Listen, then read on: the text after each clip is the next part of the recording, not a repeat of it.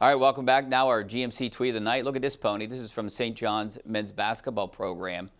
St. John's names Rick Pitino, new head men's basketball coach. 70 years old, signs a 6-year deal. He's going to be around for a long time. Do you think he can turn this program around? Yes, absolutely. In today's era of NIL, he can now do it on the straight and narrow. He can do it honestly, legally, and keep guys in New York City and say, come play for me at the world's most famous arena. You can win in the Big East. The Big East has 3 teams in the Sweet 16, Creighton, Xavier, and UConn. I'm honestly jealous of what happened here at St. John's, and that's not in any way a diss at Jeff Capel, but that just seems like it's going to be exciting and it's fun and it's going to work. And I just wish that Pitt were still playing teams like St. John's and going to Madison Square Garden for their conference tournaments. And even though this was a really fun Pitt year and entertaining in a lot of different ways, I do still have a lot of Big East FOMO where I miss the things that go on in that conference. And this is just another one. Battles with Rick Pitino. Let's go out to Steve in Westview. How you doing, Steve?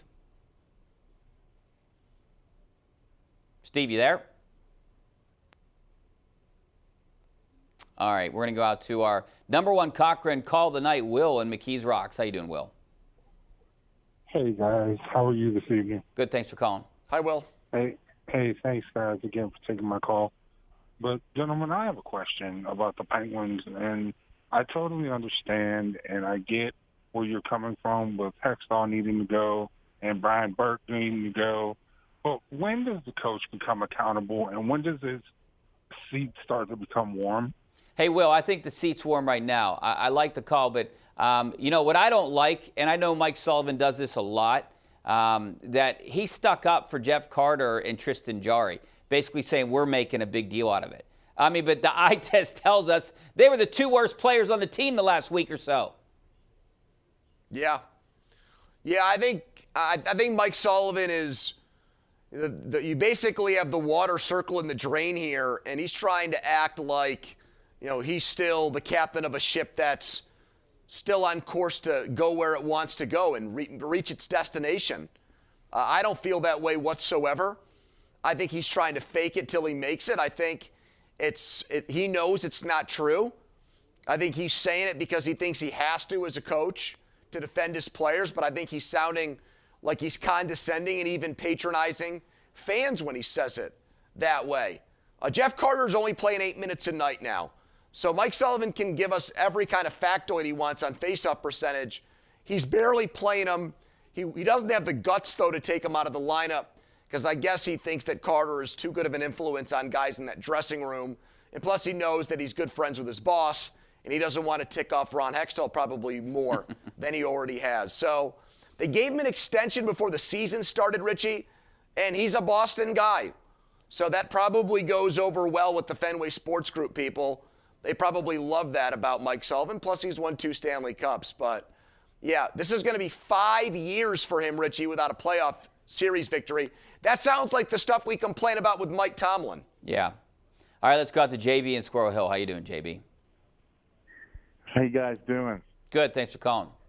Okay, so honestly, watching the Pitt game, there was no shame in that loss because Xavier was really, really good. I was shocked, honestly, how good they were.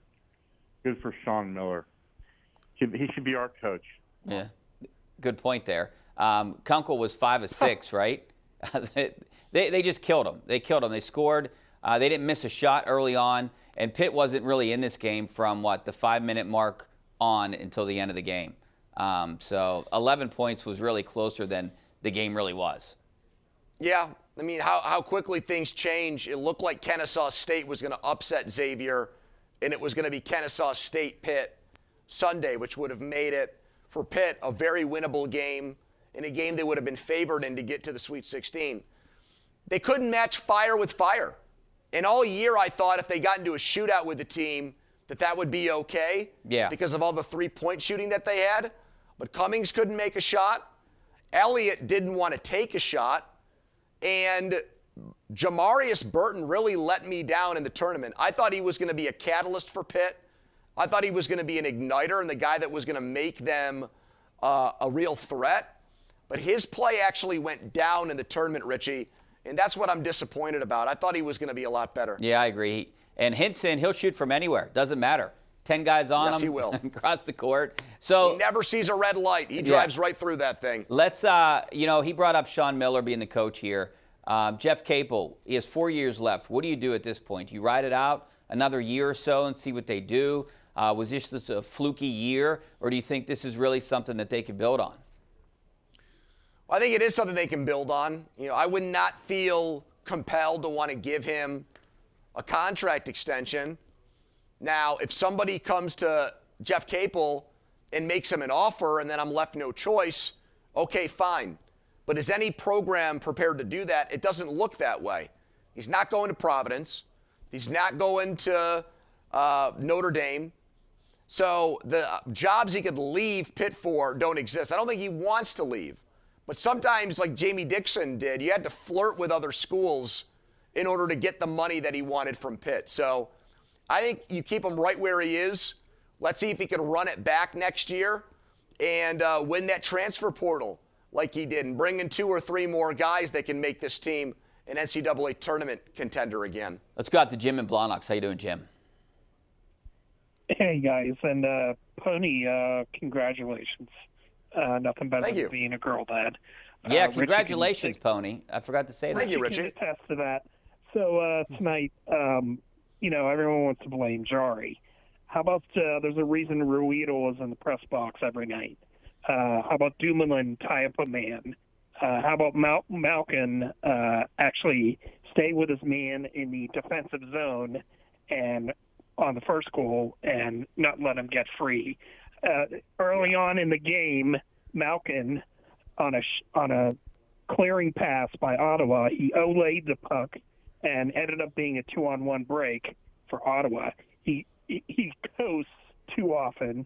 Hey, I get what you're saying, Jim. It's a combination of just bad luck here tonight and maybe sometimes for the Penguins. But you know what? For Tristan Jarry, I mean, look, he's got to make a save at some point. I mean, he was better today, but, I mean, he was pulled 3 out of the last 7 starts. I mean, he's just been awful. I think the guy's a head case at times. I mean, you saw that in the postseason years ago. Yep. I think it was a baby step in the right direction from him tonight, but they still lost. Yeah. And as far as guys like Brian Dumoulin are concerned, he fell off in 1 year. He's lost it. I don't blame the organization as much for that. Ruedel, they continue to stick by. They've loved him as the 6th or 7th defenseman. He's in his 30s now. He doesn't look like the dependable player he was from a few years ago. And to the Malkin point, look, there are a lot of games this year where if that happened with Malkin, I would say, well, he's gonna do that from time to time, but the good outweighs the bad. The problem with that tonight is you are kind of in what I would consider a do or die situation. You need to get points at home against Ottawa before you go to Colorado, you go to Dallas, and come home for Washington. So those mental lapses from Malkin tonight in a game like this, I find inexcusable. Let's go out to Dan in Moon Township. How you doing, Dan? Hi, Rich. Hi, Pony. Hey, Rich, I think I'm probably one of the few other people in Pittsburgh that's optimistic about the Pirates. Okay. When I look at spring training from last year, we knew that Hayes was going to start at third and Reynolds in the outfield. That was about it. Everything else was questionable. And I think this year going in, I felt a little more secure with most of the infield's pretty well set. I thought the outfield was set. Their pitching is going to be better. But I thought I would have Reynolds, Sawinski, McCutcheon, and I thought Mitchell would be the 4th outfielder, but they Mitchell sent him down today. What do you think the outfield's going to look like? Travis is really killing it down in spring training. So thanks for your call. I mean, Swaggerty, does he have a shot to make this team, Pony, you think? Well, I think it's time for him. I mean, we've seen guys like Kevin Newman look like Ty Cobb in spring training where they hit 400 or better, and then they can't hit water if they fell out of a boat once the regular season starts. But, I think Swaggerty, why not? I mean, he's been in the organization now for about 5 years. He's a first-round pick. I'd like to see him up with the team.